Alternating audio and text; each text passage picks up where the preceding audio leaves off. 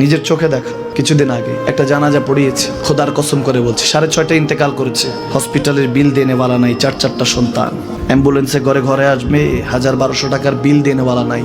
কি বুঝলেন? ক্ষণস্থায়ী দুনিয়া।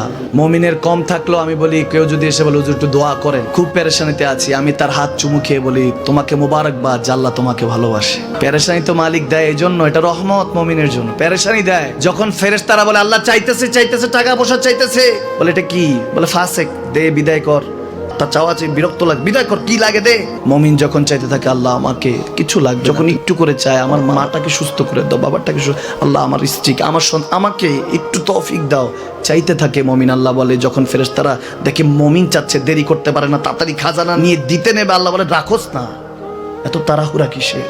তার চাওয়ার মধ্যে তো প্রেম আছে, একটু চাইতে দেস না।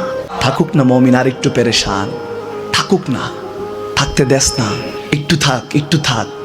পেরেশানিতে রেখে আল্লাহ মজা নেয়, মহব্বত নেয়, মুমিনের অন্তর থেকে খুশবু নেয়।